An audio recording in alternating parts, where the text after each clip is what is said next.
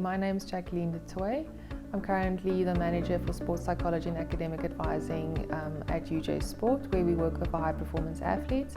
Our main focus is to prepare them mentally for tournaments or for games, so we do a lot of mental performance coaching, and also when we look at the academics, to impart skills on them that they can use to cope with the load that's on them as a student athlete, because I always say they have two jobs. One is to be an athlete and the other one is to be a full-time student. So that's what we aim to do in the unit. I chose to study industrial psychology only after a few years of studying. So in me, what I feel my purpose is in life is to help people. So I actually started studying medicine, and then after 3 years I decided I need to do something else, because that emotional connection with people that are sick was just a little bit too much for me. So then I moved over to BCom marketing, where we have two majors, was marketing and industrial psychology. And from there I pursued my career in industrial psychology, moved on to obtain a master's in industrial psychology, and also then register as an industrial psychologist.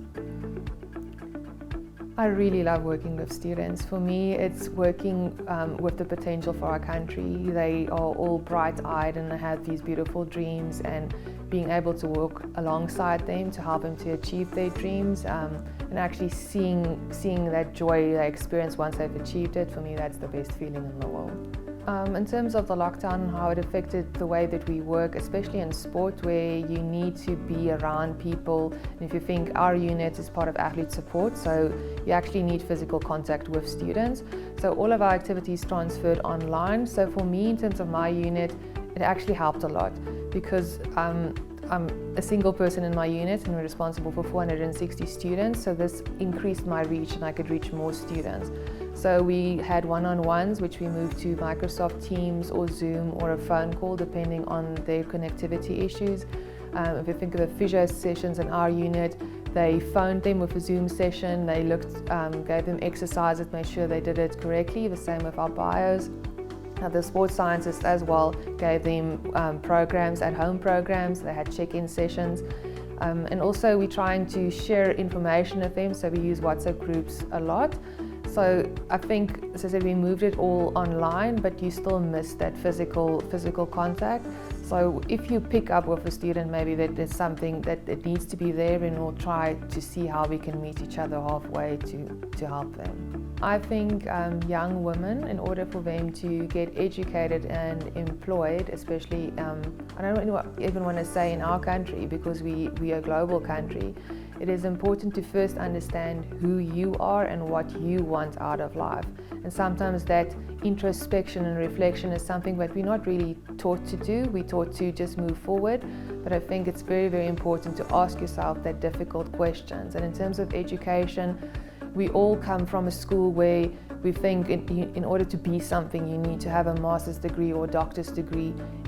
Education can come from any place. It can come from experience, it can come from doing a short course online, and especially during COVID, that exploded. So if you know what you want to do, if you want to be a beautician, try to see what other courses you can get to build onto your career. And in terms of for career opportunities, you need to put yourself out there. Nothing is going to come to you. And if you are in that position where you can work for less money just to get the experience, then try to see if you can do that. And with that, the doors will open for you. I think empowerment programs that could be relevant to assist women of all shades in our country. To learn to have a voice, you need to learn to speak up for yourself, but once again, it needs to be linked to what you stand for. So once you have the skills to understand who you are and what you stand for, then you need to learn how to stand up for yourself, and not in an aggressive way by breaking down other people, but you as an individual, you're unique. We don't have to compete with men to be something. We as women are something ourselves, and I think that is what we need to celebrate. So I think that would be my focus of empowerment programs, is just to enjoy who you are and to bring it to life. So as a woman in the workplace and in society, what I have experienced as a challenge, especially, so I come from both parts. I come from corporate, and I've been working at the university for quite a while. So in corporate, it is also, it seems to me, my experience with that was, you're always seen as less. than your male counterparts. You need to speak harder, you need to work harder just to be noticed, and even if you do that, you won't even get the same salary as your male counterparts. And the same in the sport, like sport is a man's world.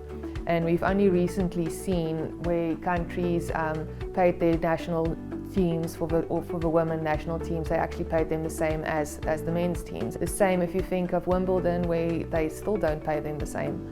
And they do exactly the same work and they have exactly the same sponsorship. So for me, it's being seen as equal.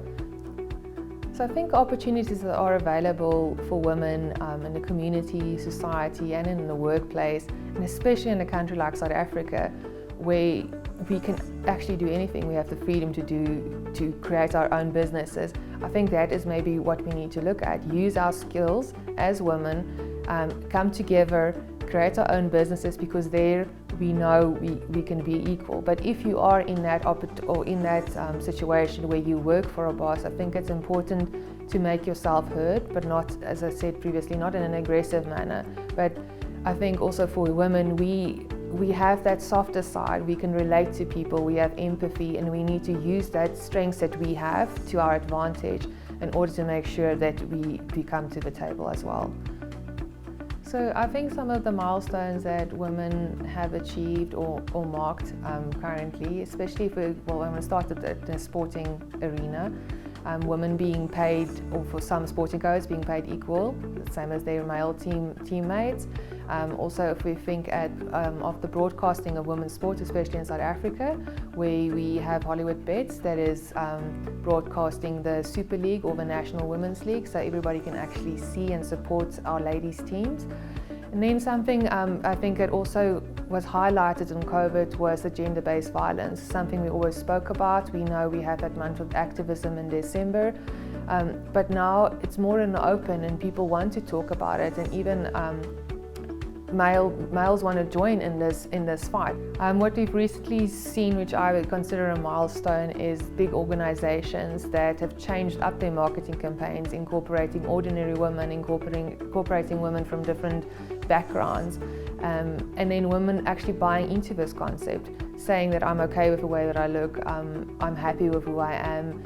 And I think as a woman, that just it frees you and it just opens up so much more possibilities because you are comfortable in your own skin.